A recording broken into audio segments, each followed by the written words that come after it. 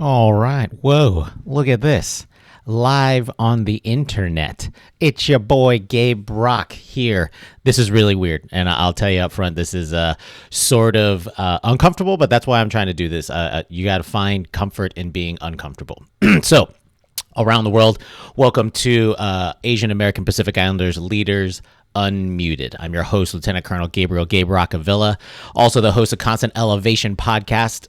If you didn't know, that's going to be my show for rising Air Force and community leaders who seek to define the future. And it's just a podcast that I have. I like to talk about what I want to talk about, and always just trying to push, as the title infers, is constantly elevate, constantly trying to push our minds, pushing our ways of thinking and leading in the Air Force and just leading our personal lives. It's very important to me, and I don't claim to have all the answers, but I do think I have a different kind of perspective that I think would be unique to share with the world. Speaking of unique perspectives of the world, this is kind of like the catalyst of what I wanted to do tonight. And so this whole Asian American Pacific Islander Heritage Month happening in May, I didn't want to wait until May to have to talk about what I want to talk about. I did get prompted by several other people to, hey, so we have this catalyst, we have these ideas that we want to get off our chest, talk about things that really need to be discussed and get that word out. And it ended up becoming a thing. And I didn't want to wait until May, so I decided to kind of do something really, really quick. So here we are, and thanks for tuning in. Even if you're not doing the live, tuning in on live, I will be recording this for my podcast, so you can check it out that format as well. But this is something new. I justified it so I can buy new camera equipment and all this kind of stuff, but it's going to be a good time. So without further ado, this week's episode, actually, I'm not doing it solo. I'm actually having a mentor and teammate of mine. And she's the former, we were teammates at Joint Base Elmendorf-Richardson. She's the former 673rd Air Base Wing Commander. I'd like to welcome to the show Col Trish Csank. Ma'am, welcome to the show. Fox, good to be back with you. Yeah. See, now I'm all nervous, and now I had to figure out how to make sure you're on. Okay, now you're on, yes. And now I'm moving me over to the other side. Because there we go. We have to make sure we're doing everything right. And then we go like this. Bam! Oh my God, I'm so professional. Here's what it is. Yes, ma'am. So yeah, I mentioned earlier that like there's a couple catalysts to doing this AAPI Leaders Unmuted, and you were probably the biggest one. That and I want to say thank you up front for pushing me out of my comfort zone and using my platforms for stuff that's going to be good. As always, happy to support. I don't know. I think that, when these wild ideas start popping in my head, all the crazy people in my life that I know, and you're usually one of the top three that pop in. So, hey, I'm okay with that. I'm okay if I can be a proxy for someone's idea, and when we can hold each other's hand like Thelma and Louise going off the edge, I'm down. I'm always going to be for those kind of opportunities. So if you're willing to be uncomfortable, I am all about making you uncomfortable. Thank you, ma'am. So I'll say up front a couple administrative things, and so obviously this is myself and my mentor having a conversation. This is not obviously the official Air Force anything. This is just something to Asian Americans who have a different perspective that we want to share. And I think that idea of being unmuted kind of speaks to that, where it's not from an official platform where we have the public affairs officer telling us what to say, or make sure you get these talking points in there. But like, get off me. I'm going to talk about what I want, because I think that's the way that people like to hear information, unfiltered, unmuted. And ma'am, I know we're going to be having a great conversation tonight. So before we start getting into this, I think it's important to lay some street cred down. And so just everybody knows, who are these two people staring at you? And so myself, Gabriel Avilla, I'm a Filipino-American. I'm a third-generation Filipino. I was actually born in England because my dad was in the service. But I was fortunate enough to be raised in the greatest state in the United States, in my opinion, Hawaii. I was raised on the island of Hawaii. That's all I know. I'm a local boy at heart.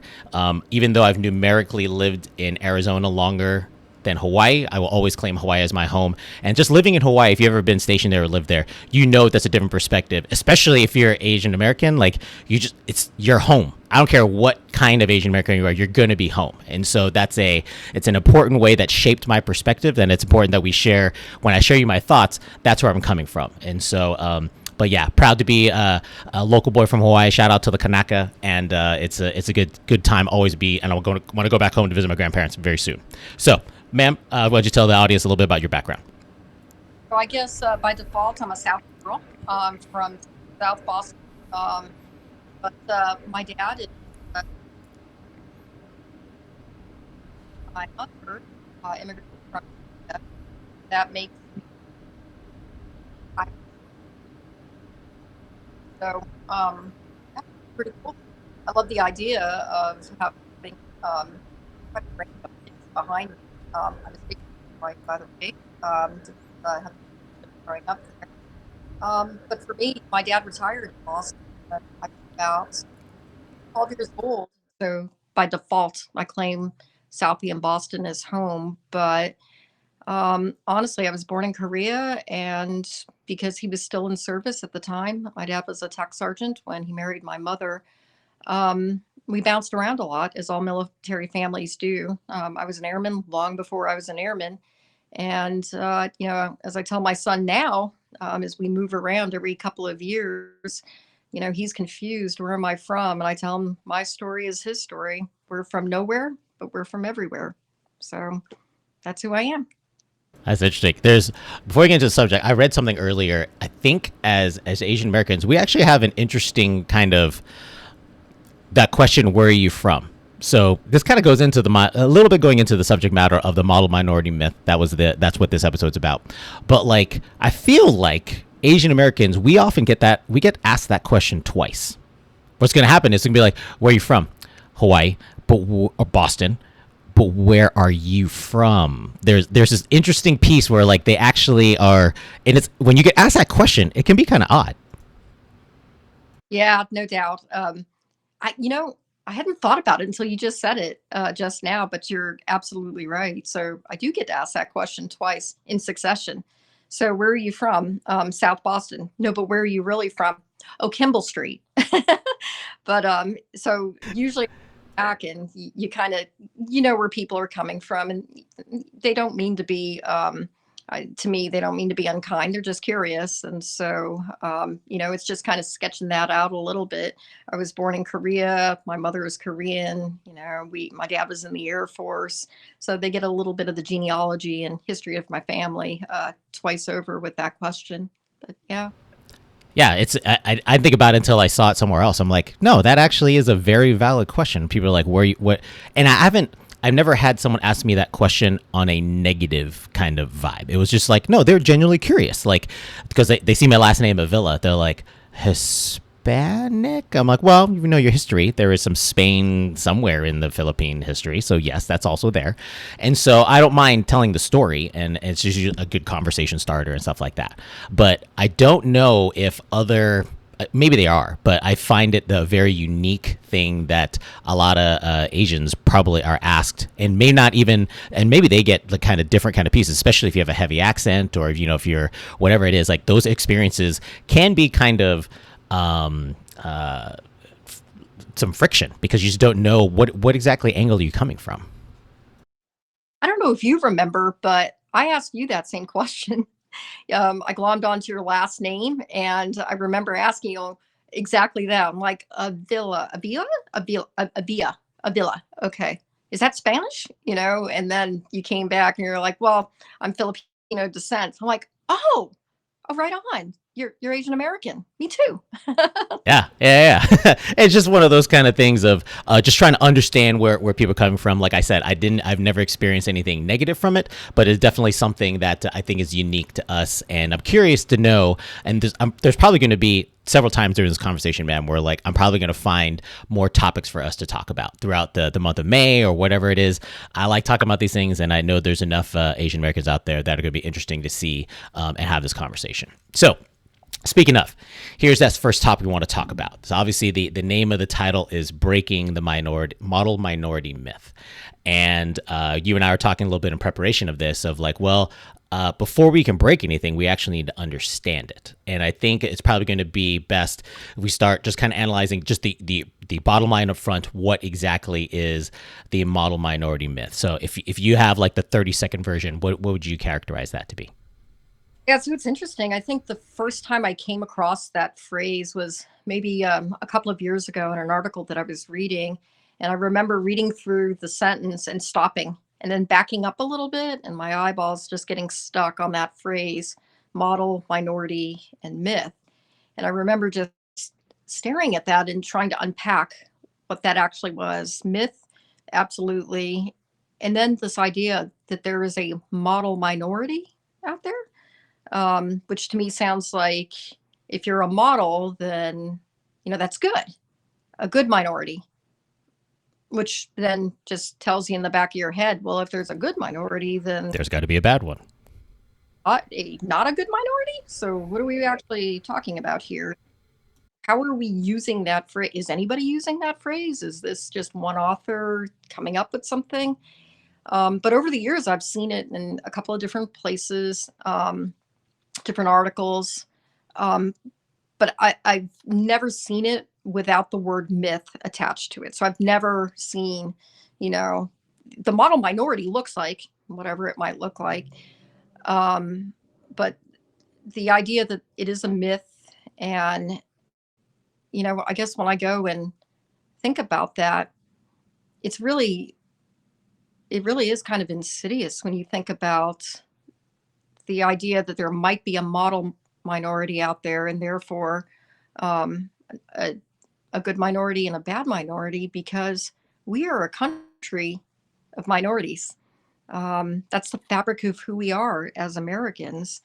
And I think that using language like that or perspectives like that, that there's good and bad based on whatever your background is or whatever you might look like or whatever cultural heritage you come from.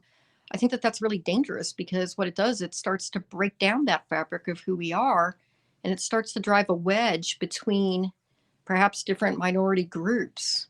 These are the good ones, these are not the good ones. And then what you end up doing is we end up creating friction and we undermine who we actually could be just as people in this country, and just really undermining our potential.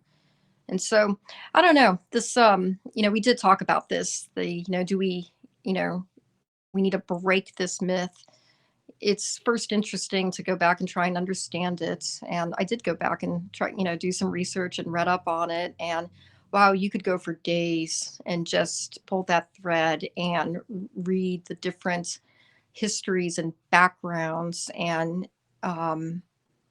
really just the different experiences of the different minority groups that we have in this country that makes up really the majority of who we are. So I don't know. I just I'm not done thinking about it. I'm not done reading up on it. I'm not done trying to understand it. And I'd be really interested to hear and what other people think about it. Have they thought about it? Have they come across this before?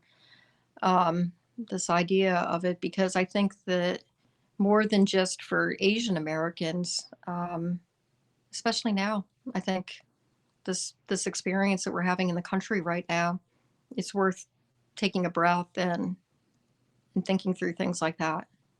Anyway, yeah. Yeah. So I think there is as we, you teased that phrase out to me, I had to do my homework as well. And so what I did was I went to go find, and I'm going to put if you look at the episode description and the YouTube notes, I'm going to put all the links to the articles I'm talking about.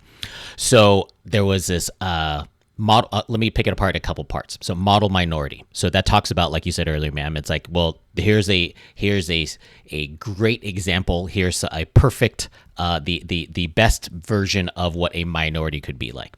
And that phrase got attached to Asian Americans. And interestingly, my research, I went back to this article in New York Times in 1966. That's how far I saw it back, where it talked about after the atrocities that happened to Japanese Americans during World War II. And, you can look into the American history as far as, do we necessarily embrace and talk about that? Because it definitely happened. And people, for the Japanese Americans who suffered through there, they definitely know it happened. But there was this article that talked about, it was called, let me see. It was called Success Story, Japanese American Style. And the way it was written by William Peterson. And it talked about how almost like even though the things happened in World War II, look how all the Japanese Americans have succeeded, and they've risen through the trials and everything like that, and they've become successful. And so clearly, no minority has any excuse at all to say that they can't be successful in America. So look what the Japanese did. Like when I started reading the article, and it's like that is a huge over like broad brushing statement that I think that has a lot of dangerous consequences. And this is what it goes into the model minority myth. So the model minority of an Asian American Pacific Islander would be that it's the stereotypes. It's the positive side of the stereotypes. You want to call it that we are smart. We are hardworking. We know how to do math really well. We are not confrontational, right? We are a little bit more, if you want to call it submissive, but we're just not looking for those kind of fights. So all those positive things. And then so you can find statistics to find anything that you want to support any idea you want. So like, look, they make a lot of money compared to the average medium household in America. It's like, and they have the largest admission rates to high Ivy League schools and stuff like that. It's like, okay, so you have all these indicators that's saying, yeah, Asian Americans are going to, it looks like there are the model minority. But when you expand that phrase to the myth, this is what I think you're talking about, ma'am. It's like now when you talk about all the minorities, you almost create like this power kind of imbalance. Not power imbalance is the wrong word, but it's an imbalance. It's a whole thing of, well, if somebody's on the high side, that means somebody's on the low side. And while you're saying it as a positive thing, inherently you can't separate it from the negative piece. And a lot of people, I think, will try and use it and say like, no, this is a good thing, when it's definitely not a good thing. Yeah, it isn't. And you go back, and so some of the points that you brought out, Gabriel, right? That Asian Americans, quote the model minorities, or the groups that you could look to. I mean, there's a lot of things that go into that. First of all, for Asian Americans, let's go back to your home state of Hawaii, right? Melting pot right there too, for where it's like the crossroads of Asia, right? Asian American Pacific Right, Island. right. You think about Asian Americans, it's not just Japanese Americans, Korean Americans. I mean, just within the Asian world, there's so many different cultures. There's so many different, just so many different heritages. So, I mean, on the first thing, the thing that I object to is just painting all Asian Americans with one brush, because it's just um, that's just not who we are. There's just, our cultures are so vibrant and so many that I think that it really just takes away from who we are as individuals, and then also our communities as people. But going back also, and you mentioned that Asian Americans, look at them, good at math, lawyers and doctors, and high paying jobs, great families, contributing to society, not going to pick a fight, submissive maybe, or passive maybe, or Yeah, that's probably a better word, passive. Yeah. passive aggressive. But I mean, take that back a step further and ask, is that really what's going on? How did we get to the point? How did we get to the point where um, we are looked at perhaps as more successful than others? Is it because of our cultures? Is it because there's something in the genes of the Asian American experience that tees us up to make us that successful? Or is it because, for whatever reason, perhaps that over the years, it's fits and starts, as with all things, um, was there a waning of racial prejudice for Asian Americans that kind of brought down the um, um, oh gosh, what's the word that I'm looking? Like a ceiling of expectations, or I know what you're talking about with the waves going up and down. Yeah, it just, is it because um, are we seen as more successful because we just happen to have that in our genes, or is it because society at large around us perhaps is a bit more receptive and a bit more open to who we are, that doors perhaps are opening for us, where that may not be true for some of the other minority groups that we have in this country? Is racism a little high for some of our um, African American brothers and sisters, for some of the other, for Arab American brothers and sisters, where it's 10 times more difficult perhaps to get a seat at the table or to be heard, you know. And and I say fits and starts and peaks and valleys because it's changed over the years. You went back to the 60s. Man, I went back to the 1800s with the thread that as I was doing research and came across phrases like the yellow peril. And I thought, yellow peril, Mm-hmm. and, this anti Chinese sentiment, anti Chinese American sentiment in the late 1800s.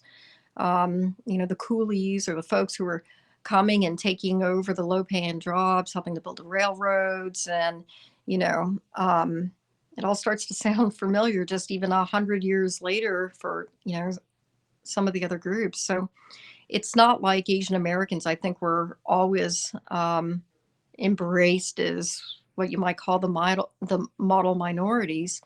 It's been up and down, and I don't know. I just reject this idea that there's any type of model minority. I think that we are all the majority in this country. We all come from different places, and that's who we are.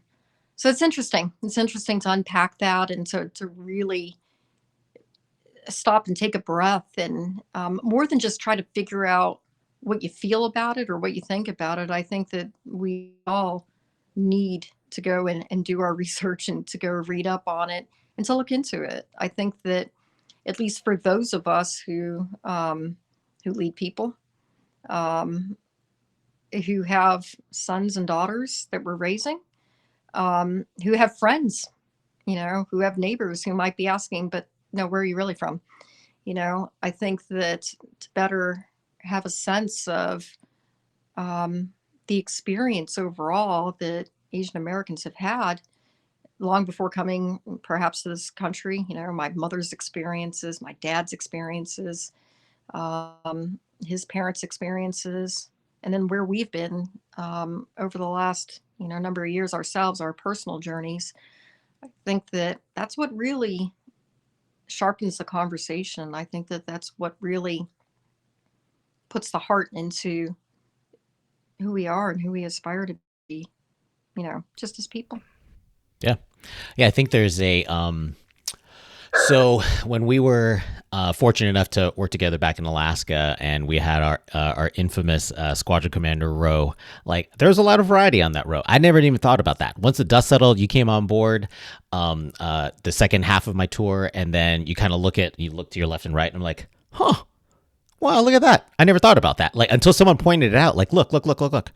There's actually some there's some melanin on the in these rows. I'm like, wow, that's actually really cool.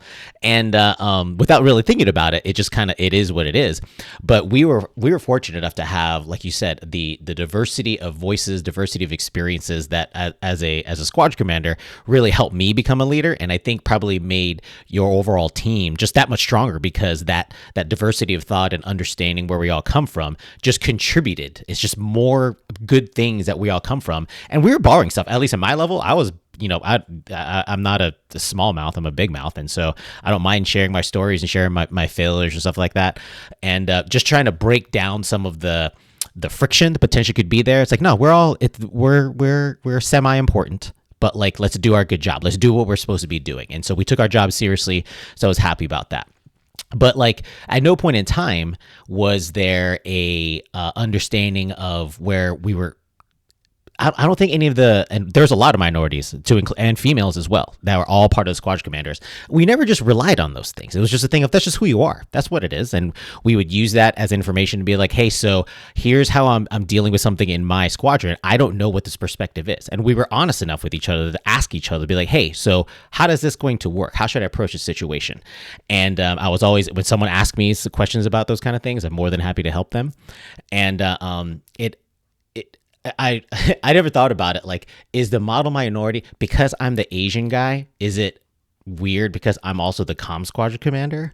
Like, oh, of course you are. because you're the Asian in front of the IT that leads the IT squad. And I'm like, no, well, no, that's the AFSC that I chose. I like to do these kind of things. And this is where like in my research, talking about the model minority, or like if you're a Asian who wants to study IT, or who wants to study math, or who wants to be a medical professional, like, well, of course you are. Like, what do you mean, of course you are? Not everybody wants to do that. Like, for Filipinos, it's like, well, you're going to be a nurse, because obviously all Filipinos are nurses. Like, no, you're not. I want to do something else. Like, Vance is a CE guy. There's a bunch of us out there who have other stuff we want to do. So this idea of the model minority myth, you can't use all of these positive things to just kind of pigeonhole us into, well, obviously you're just going to do this. And even if those things happen to go through, and we'll talk about this a little bit later, there's you can't just it's a weird place to be like, well, obviously you're going to do that, and you just kind of keep on going with all of these stereotypes. And that's the part that I learned most about doing my research, is like the model minority myth is very, very dangerous, because although it looks like it's positive for our community, it's not. There are so many second and third repercussions that I think through education, through talking about it, we can actually make sure it doesn't go forward, even though people may or may not know that it's actually there. No, you're absolutely right. And so one of the things, because who doesn't want to be called good? Who doesn't want to be called the model, that which you look to, right? So on the surface, if you don't give it much thought, you're like model minority. Whew, I'm a part of the in group, the it group. Okay, great. But I mean, you're right. It does affect your psyche to the point where, just, okay, so if I've been painted with this brush that I'm a part of this elite group of the model minorities, then I need to do whatever it is I can to be a part of that. And so I don't know about you, but at least in my experience over the years, to try to fit in, I would suppress my Asian Americanness, and I would play up my Irish Americanness, which, I mean, clearly, if you look at me, I'm clearly Irish American, right? But yeah, I just,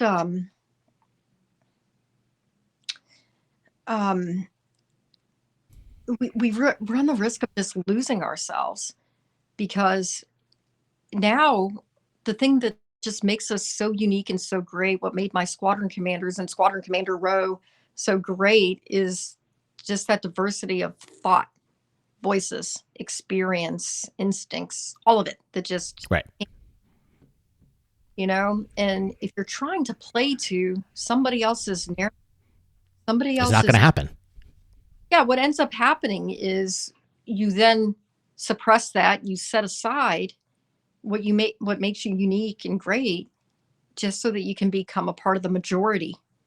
And then you actually end up leaching out and leaving behind the unique perspectives that you have the opportunity to bring to the table. So, it's interesting that you say that too, because that never occurred to me. You're absolutely right. There's Gabriel, Asian American, he of the IT and comm squadron, ones and zeros, must be good at math. That never occurred to me. Vance, we had in civil engineer, Yeah. and Good at math. He's aphid, dude. Like, he's very good. So, are we just checking the obvious boxes where we should be at? That's weird. then I look at myself, right? So Asian American and, truck driver. So, but there's other things that I'm good at there. And the cool thing was, we're all on this journey, and at different points, at least on the leadership journey, you're going to find yourself in different roles throughout the course of your career, doing different things and having different opportunities to shape the conversation, different opportunities to bring people along that road of success that you're on, to be able to lift people up, all people, not just people who look like you, all people. And yeah, so I mean, there were times where it just, I'm not going to say that I forgot that I was Asian American, or I forgot that I was a minority, or I forgot where I came from. It wasn't that, it was just, we're all here to do a job. This is my team. I'm part of the team.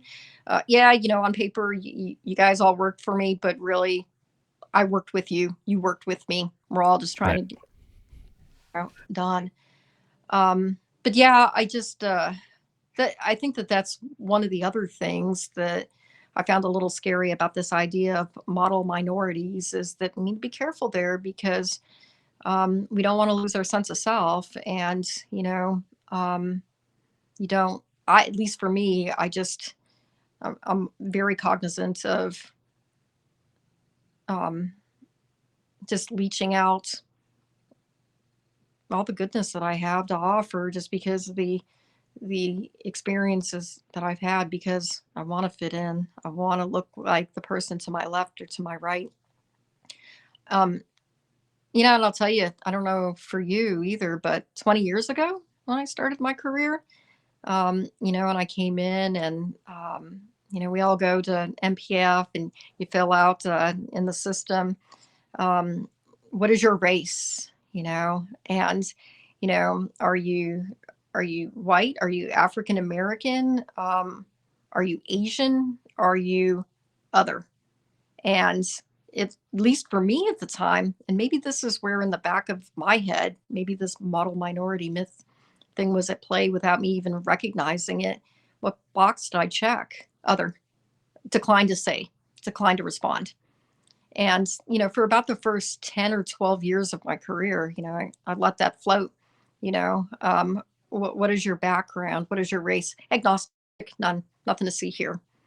And it was probably about maybe 12, 13 years in service, maybe as a senior major, that I went back into my records and I stared at that and just thought, why am I doing that? Why am I covering up who it is that I am? Why am I doing that? And so I went back and, deliberately, changed it. And then what I found was there was nothing actually that said Asian American. You could be Asian or you could be white. And I thought, can I check both? Or other. Yeah. It's just like, it's weird when there's no box that kind of like, even my kids. So, they're half Filipino, half Italian. Like, Dad, which one do I check?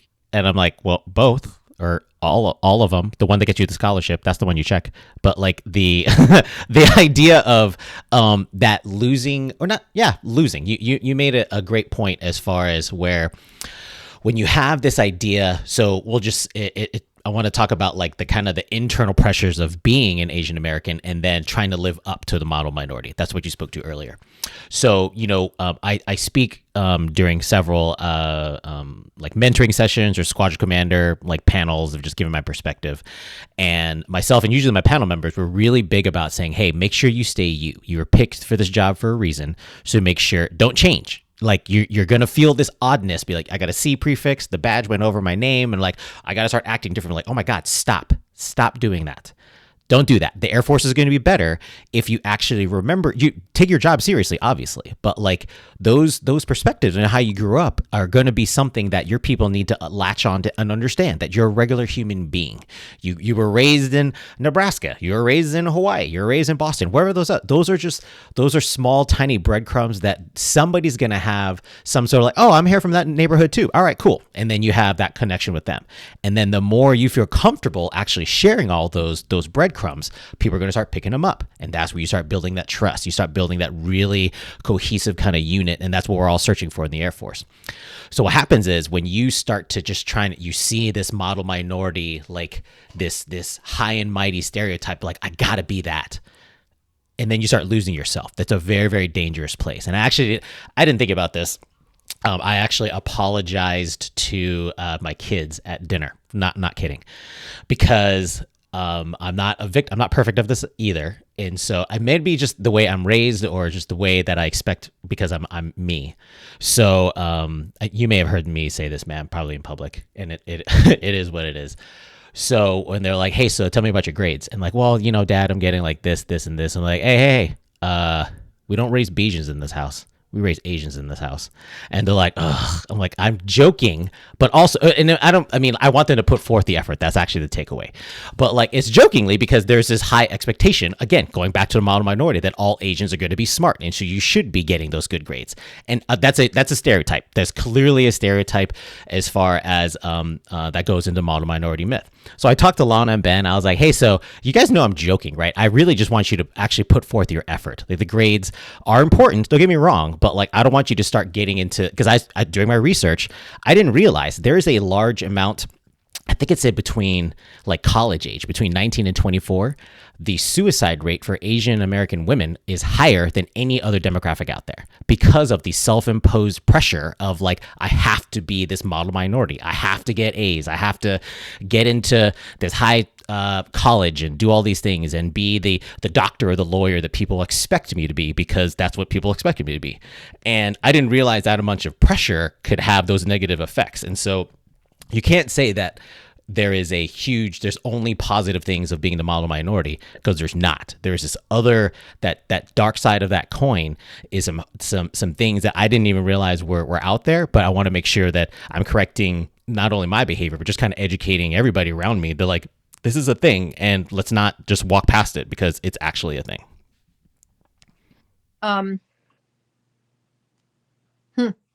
You said something interesting there too. You introduced the idea of gender, and we talked about this, I think, offline in one of our Sunday morning chats, going back and forth on Facebook. Right? It'll be interesting to see. When you talk to your children, talk to Lana, talk to your son, and what the experiences might be, even for them. So it just. Sorry, my mind is just racing. It's all over the place. So if I sing, that's okay. No, I think you and we talked about like where, this is where I knew I was going to have to rein you in. Like we're going to have a separate episode where we talk about the disparate paths between Asian men and women, because that's its own like thing we have to unpack. And so I'll say we'll parking lot that for a little bit. But there's some stuff here that we can talk about. Just the instincts that I have there, because I think that you start talking about the model minorities, Asian Americans, what that looks like for Asian American men is necessarily, or not necessarily, but it's different than what the Asian American woman's experience might be. I don't know about you, but for the first 10 years of my career, the constant feedback that I got was, Trish, you need to speak up. We need to hear your voice. It's like you're not even in the room. You're great. You're smart. You're all these things, but people need to hear you speak. First 10 years of my career. And it wasn't that, I needed to find my voice. I had my voice. I just needed to use it. And I have been using it. And now what I'm being told in the senior most part of my career now for the last 10 years is, Trish, you talk too much. You need to take a step back. Maybe not so, watch your phraseology, maybe not so forceful on, some of the things that you're talking about there. And, you find yourself in this place where you're like, well, gosh, which is it? Shut up or speak up? Right. So, yeah, I don't know. But, yeah, I don't know. I hear you. Yeah, there's definitely some, the idea of, we talked a little about this earlier as far as the other negative side of the model minority myth. And so how does this actually affect, because really what I found through my research again is like there's this actually a huge, if you look at it correctly, it's a weird undermining tool that is kind of like a weird slight against other minorities. And so, like, if you're not as good to be, if you're not clearly as successful, because the Asians can be successful. So to my Black and Hispanic brothers and sisters, like, no, this is where, even though we're talking positively at the Asian American community, we're like sort of low key calling you guys out to the Black and Hispanic communities, like, y'all guys have no excuse. And it's like, what are you talking about? Like, that is a very hard and difficult like jump to make, because all three of us, every minority in America has had a difficult path, and we can go back into the history and look at all the things that we've had. And I'm not trying to say one is worse than the other. That's not the point.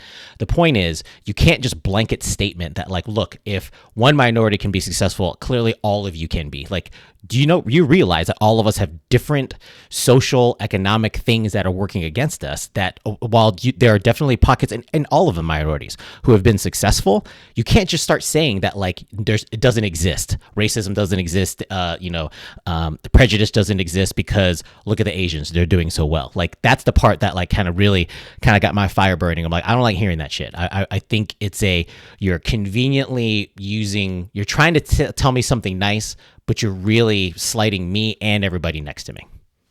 Yeah, and I think that just goes back to kind of what I was getting at a little earlier, that there's more to it than just see, they pulled themselves up by their bootstraps. Why can't you all do the same?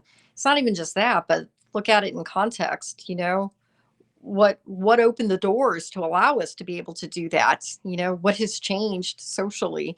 And I would argue that perhaps that um, some of the older instincts on racism and prejudice for um, some of the groups, some of the Asian Americans, has lessened a little bit. And perhaps that openness is what allowed us to become a little bit more successful. And so, put differently, if we extended the same type of respect and courtesy and openness to um, our African American brothers and sisters, to other minority groups in the country, wouldn't they too be as successful? And Right, so, right. Like I found that. So here's more research that I was doing. I went into the recent the December 2020 Air Force Racial Disparity Review. And so just looking at some numbers. And so they're going to do, so that one was, I had to go back and look at the intro. So that review was looking at specifically from the black perspective and the disparities from them. They said they're going to make another one for Asians, Hispanics, and Native Americans. They said it in February. It takes like 6 months. So I'll say whatever, the summertime, maybe early fall, there'll be a round 2 of that kind of review. And so, it's interesting when you say when if someone just wants a blanket say like all Asians are successful, like okay, that's a huge blanket statement first of all. And then when I looked at the numbers, and so I looked at like if you want to measure success as senior officers for one metric that I can look up, I'm looking at my math here. So Hispanics make up 4.6 of the O6 plus rank. Good. Blacks make up 5.8% of the O6 plus rank, and Asian Americans only fill 3. And it's like, okay, so just numbers game. That doesn't. We're not there is no model minority. All of us are trying to be part of it, and so you don't put us as far as like one is better than the other. We're making it there, and I think through time you're going to see a little bit more familiar faces. Or at least I'm going to see someone that looks like me on the wall. But like it's one of those kind of things of your blanket statements don't make sense. So stop saying those kind of things, and that's because you're disparaging all the great things that our other minorities and anybody who's being successful in the Air Force by just kind of going with one stereotype, like, well, you're Asian, so clearly you're going to be successful. yeah. And I guess at least for me, I talked to Aiden, talked to my son about it, is, we're very plain spoken in my house. And to him, I just tell him, hey, don't buy into it. It's just, you can't allow yourself to be exploited for somebody else's agenda. And, you know, if anything, it gets in the way of us being able to be a better community in this country and being better neighbors and better friends and helping all of us along in this country. The, we the majority. So yeah, I don't know. I'm glad though that the word myth is affixed to model minority, because I do think that it's a myth, um, maybe in its most positive aspect, in its most insidious and dangerous aspect. Um, it's it's exploitive. It fractures um, our society. There's nothing good that comes from segregating people out and holding one up and others down or separate and off to the side, because what it seeks to do is just create tension between us, between ourselves, you know, between um, between the different minority groups that we have, and Yeah. that's not cool. You know. It's not. It's not the. You can call it myth. You can call it stereotype. You can call it prejudice. All those words are just divisive. There's just these weird, this fog that are that's you. You may not realize that it's happening, but it's definitely happening. And this is the reason why I have this series unmuted, because it's there, and I'm not gonna we're not gonna let it. It's our responsibility as leaders in the Air Force to make sure that we talk about it and be okay and comfortable we can talk about it. It's not going to be the nicest conversation. It's not going to be not nice and happy candy kind of stuff. Like, because this stuff is hard, but that's the kind of world we live in, and we can make sure, but we can get through it together. That's the ideal goal. Because it's funny, like you were for the audience. Colonel Csank was like, "Hey, make sure this doesn't turn into just like yelling. You don't want to be like the Asian Rush Limbaugh." I was like, "Oh, okay, yes, that is also what I don't want to be." Because and you know, and for people who do know me, I'm a generally positive kind of dude. If you catch my vibe, my podcast, I'm always going to be positive. I live aloha. Going back to my local boy roots, like I really, really, truly believe in aloha, and that's the way to live life. It's just kind of respect one another, and you can't have that built-in respect if you buy into these myths, if you buy into these stereotypes of like just kind of pigeonholing anybody. I don't care who it is.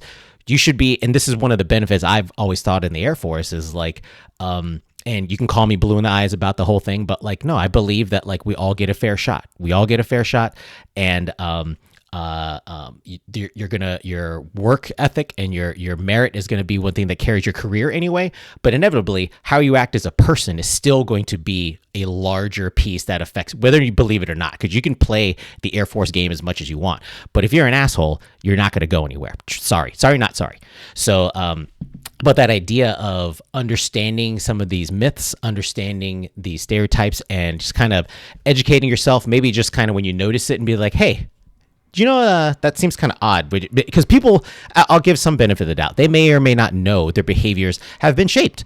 Depending where they get raised from, it may have gotten normalized for them. And then when you join the Air Force and realize, oh crap, I grew up in whatever town is, and we're just, it's okay for us to act like that. Like, no, that's not okay. You just got normalized because no one checked you. But inevitably, if you want to be part of the Air Force, you want to have this community where we're very inclusive and dynamic, and that's what gives us our strength. You have to understand there's some kind of like playing rules that where respect, integrity, service excellence, all those things work best, and most people will subscribe to those. I'll say most people, and those are going to be those are the teammates I want to work next to. Yeah, I think that you're right that these are conversations that we have to have. They are uncomfortable, but they are necessary. And whether or not we lean into them, it doesn't matter. You're still a part of the conversation, even if you don't use your voice. And so I think um, there's much to celebrate. There's a lot of goodness. I think that when I look out at it, and going back, in an Air Force context, when I look at airmen, and I'm not just focusing on Asian American airmen or airmen of any, you know, height, weight, proportion, color, creed, any of that, gender.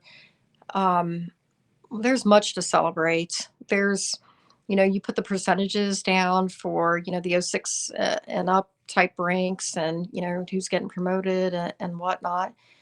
Um, I think that what really makes the Air Force great, what really makes the airman experience great is that when we do come together, I don't think we put aside those differences.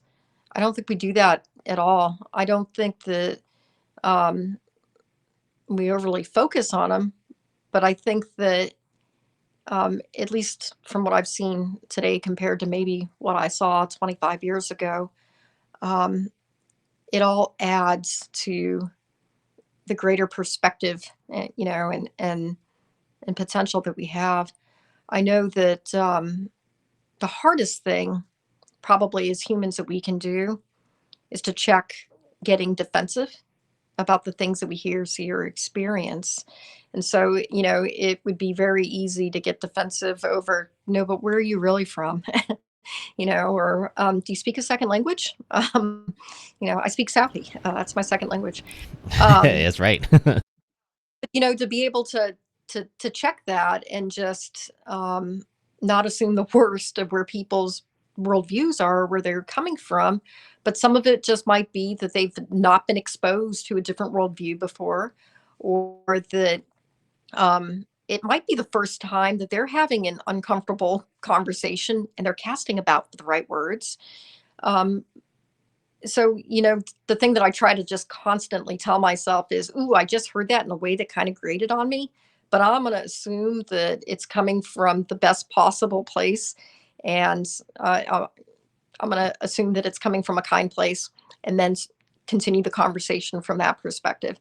So I think that, at least as leaders, as parents, as friends and colleagues, the best thing that we can do, we're going to teach and mentor and bring around, the conversation is we first check ourselves, and just assume the best of people, that, do you speak a second language? And I can't tell you how many times I've gotten asked that before. And, I just like, no, um, just English. And then, maybe a little bit of Southie, if you count that as a language. And, you know, really poor French because, my husband's a French speaker. Um, but yeah, I don't know. I think that all of this just comes back to, this is the human experience. We all have an opportunity to put out into the world what we want to see come back to us, right? Yes, ma'am. And I just, um, yeah, I want to thank you for doing things like this. I love that, your book, Free Pitch for You. I put that on my Facebook site. Hey, how about that? On my kickbacks on that.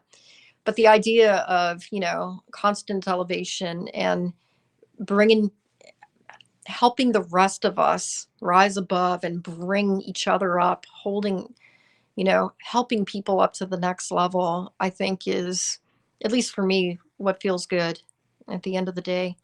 I don't like walking around feeling bad. I don't like walking around feeling like when I walk into a room I have to pan the room for who's going to come at me for something, who's not going to like me because of whatever. How am I going to strategize on how I'm going to conduct myself to make sure that I'm heard? Nobody likes to live like that, and so there is a good amount of freedom, um, feeling like when you walk into the room that you belong in that room. You've earned your right to be there. Um, but that comes with 23, 24, 5 years of experience. It wasn't always that way for me. And I think about our next generation of folks who are coming into the Air Force. I think about my son who's, starting to find himself at the age of 11, and just trying to go back and remember what it was for me back then and what some of our younger folks might be experiencing. I've reached semi enlightenment, maybe after 20 some years of, experience and hard learning and making my own mistakes and maybe not reacting in some situations as well as I could have. Um, but I always try to at least slow down and try and picture what the experience is now for our next generation of people coming in, um, and where they want to make a difference. So, yeah, I mean, it's great for us to, at least for me, I think about, I'm cresting a career of 23, 24 years in service and semi enlightenment here where I feel comfortable sitting at the table. It's easy for me to say as a colonel. Um, but for our lieutenants, for our airmen, for our NCOs, um, it might still be a little uncomfortable for them. It might still be that they don't feel like they can use their voice. It might be that they're perfectly cognizant of this model minority myth, and they're feeling the pressure to suppress some of the uniqueness that they have to be able to fit in. So that's never lost on me, I guess, as a leader. And I would hope that as we start to mentor and have these conversations, that we just don't assume that the experience that we have right now is plug and play and necessarily what everybody else is feeling and experiencing, in the force or in our neighborhoods or in our homes at our dinner tables.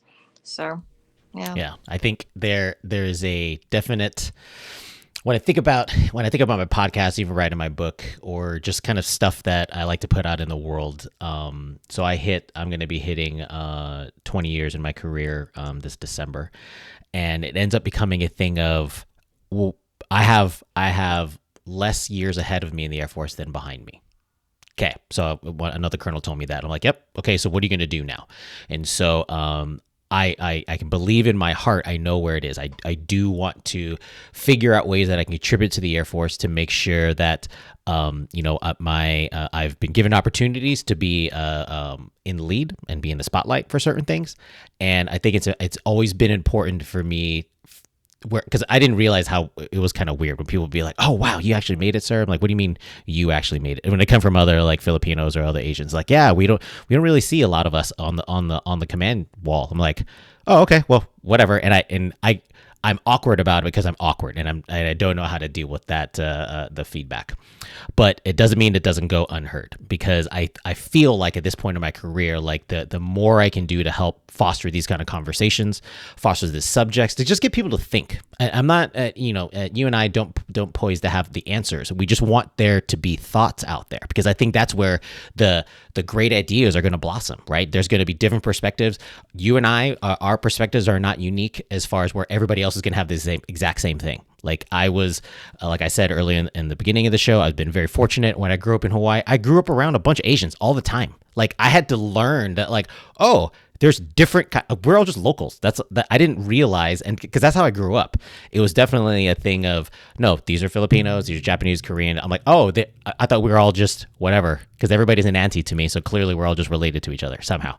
So like, but that's out of the spirit of aloha, and I'm like, no, that's how we just. It's treated out of respect. It's not like a weird kind of, are you actually related? Like, no, and I had to teach my kids that. It's just like that's the beauty. That's one of the one thing I'm glad my kids have understand, is that kindness, that respect of, like, if there's great things to pull out from any culture, I do think that we have a large amount of familial kind of culture that we bring to the table, and just that outright respect for our elders. And so I'm glad my kids are like that. And so when people started kind of approaching me, I felt like it was awkward, because I just consider me being me. But then, like, as I keep on going up in the Air Force, and I'm like, oh, okay, yeah, I am, sure, I'm not important, but I realize that more people are looking at me than otherwise. So I need to take this kind of responsibly. Still remain me, because I think that part is important, but also allowing them to, like, just tell your story, like, hey, where are you from, and allowing other people to see that example. Like, yeah, so I tell them where I come from, all those kind of backgrounds. I'm very wear my heart on my sleeve for a lot of things, for my own good or bad. It is what it is, but I'm trying to create that environment that it's okay to be yourself. That's the biggest thing. You don't have to fit into this model minority myth, or any myth or stereotype of anything. Who are you? I just want to know who you are. You're into this, you're into that. Okay, cool. I don't know. I don't know about that life. But I don't want to create an environment. I don't want to, like, foster an Air Force where all of a sudden people are, like, starting to get boxed in. Not unlike me in this weird YouTube thing that I made. I'm voguing, but this idea of where we're going to be the stronger team when we are not boxed in, when we're unmuted. But it always has that underlying level of respect and a level of courtesy and aloha for each other. That's where I think that magic flow needs to happen. Yeah. So I know we're probably up on time here, but you mentioned something there that struck my interest there. Um, Folks who come to you and say, "Hey, you made it, sir." You don't see too many of us making it. You don't see too many of us up there on the wall. So I've had that comment more than just a few times over the years, either in person or notes on Facebook or LinkedIn. And I guess my instinct is always, when somebody makes that comment, is, "Ma'am, thank you so much for what you're doing, because we don't see too many of us up there on the wall." You know, um, I guess I just stop and just, why do you think that is? and it's not an accusation, and there's no right answer or wrong answer, but really getting the conversation going with our very youngest folks on, why do you think that is? What do you think is going on? What is it that Right. what am I? There's some nefarious plan happening. Like, what are you? Where? Are you? Well, but it's an opportunity for them to use their voice and share their experience and their perspective on what it is that they may be seeing, experiencing, that we now, the older sets, don't see anymore because um, either people are keeping it from us, or we just simply can't relate anymore because enough years have gone by Mhm, mhm. that, we either forget, or it just gets a little dusty in our. Yeah. But I the stories that we have, like, they're going to continue, and I think for the remainder of all the continuing API leaders unmuted kind of episodes. So you heard, if you listen to this episode, we've already dropped some nuggets as far as we're going to talk about it. We're going to talk about and expand on. We talked about the disparate paths of Asian men and women. We're going to talk about interminority frictions as far as how can we overcome and the frictions between Asian American and Black and Hispanic communities, because they're there. Like, it's not just white supremacists or anything like that. It's other places that we can find some opportunities for growth. Possibly one of my it'll be a great episode, because I feel like this sometimes, all the time, as much as people are saying like, you really made it, sir. What it's like to not be Asian enough, man. That I'll tell you, when we get to that, when I get to that episode, is going to be real. And so because I think there's a demographic of it, it's just internal kind of unnecessary friction, but it's a thing, and I want to talk about it, so we're going to talk about it. So ma'am, thank you again for your time. I know your time is precious, and but I'm looking forward to more of these conversations. I'll say you again, thank you for pushing me to do something a little bit outside my comfort zone, but these subjects are important. I'll offer you some final comments, and then I got a couple last bullets to finish up the show. Oh, okay, yeah. No, I just want to say thanks. I think that it was a leap of courage. I think when we started talking about, this was just a week ago, right? That it was me, Oh, you, and this train went really fast. I was like, oh, okay, here, I got to do these things. I bought stuff. Amazon delivers really fast, and so I got all this camera lighting equipment and stuff. So even this first one is kind of sketchy, but I'm going to grow along. This is an opportunity for me. I love it. yeah. So I mean, literally, it was what, last Sunday, not just a week ago. It was me, you, and Colonel Lansom Opus on Facebook Messenger, going back and forth. And what it all came down to was, I wanted to join a panel for Asian American Pacific Islander Month, and I was crowded out because they wanted 3 or 4 people for this particular panel, and they're like, "Oh, sorry, ma'am. We'll put you on call if something else opens up later." And I thought, that can't be the only way that I can use my voice and have the world up. And then I thought, how am I going to do this? And I thought, If I'm going to. only. If only I knew somebody else who wants to talk about things like I like to talk about. Who has the audacity to use Amazon Prime to my benefit. But I have to say that I really admire what you're doing. I mean, you have not, at least from my perspective, had any kind of, I'm not going to say that you haven't experienced adversity, but from what I've seen of the episodes, maybe that at least I'm aware of, that you experienced, how you come back from it, and how you address it, and how you share your experience. I mean, graceful, with audacity, and loudly. I think really makes you unique. And I think that it's like you said, you got a pretty big mouth there, but you're using it to Yeah. put good in the world. Um, and I think that doing things like this is really important. I think that when we tell people to lean into the conversations, we need to find forums. We need to we need to give them the opportunity to do that. And it's not just one panel in one month when you're told no. When we're told no, then we go and we make our own opportunities. And That's so right. that's I right. love I that. exploited my benefits. And I look forward to seeing what you do with this Unmuted brand, your spinoff to a Constant Elevation. And I hope that it isn't just for the month of May or in the run up to the month of May. And I hope that it actually expands beyond just the Asian American Pacific Islander experience too. And I really look forward to dialing in and seeing the diversity of folks that you bring into different conversations, and our young people too. I would love to hear from some of our very junior airmen Oh what yeah. their experiences look like. I got some CGOs on deck, and I'm going to try and loop in some airmen as well, who are very like not only passionate, like way ahead of the game. Like we were doing some side collaboration on Google Docs. That thing is like full of stuff. I'm like, holy, okay, you guys clearly know what you're talking about. I just going to be a facilitator, and that's why I'm excited. I'm excited because we have up and coming leaders in the Air Force who care.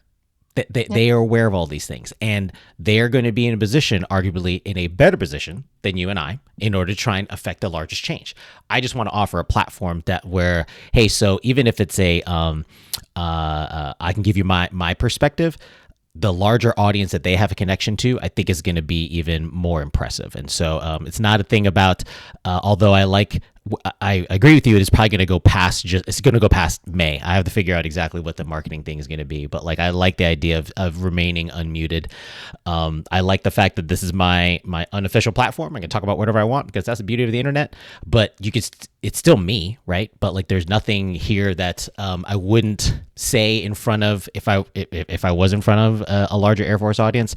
People who know me know exactly this is how I talk. Depending on who I'm talking to, there's just a sir, ma'am at the end. That's about it. So, so my go ahead. It's just that you rightfully bring up, it's the next generation of folks that are really going to have this opportunity, I think, to be able to build on the things that we have been doing over the last number of years. I'm not going to say that we haven't had an impact, but I like what you said earlier too, that you've got less years ahead of you than what you have behind you already.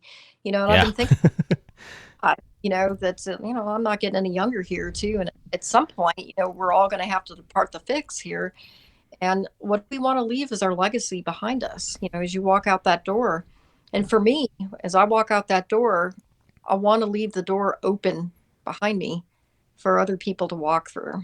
And I just, I guess if I do nothing else in the whatever time that I have left in service, I want to make sure that that path is clear for folks, that they never get told, you talk too much. We don't hear enough from you too much, that they've got the freedom to use their voice how they want, when they want, and it's going to be okay. Yep. So. Definitely, ma'am.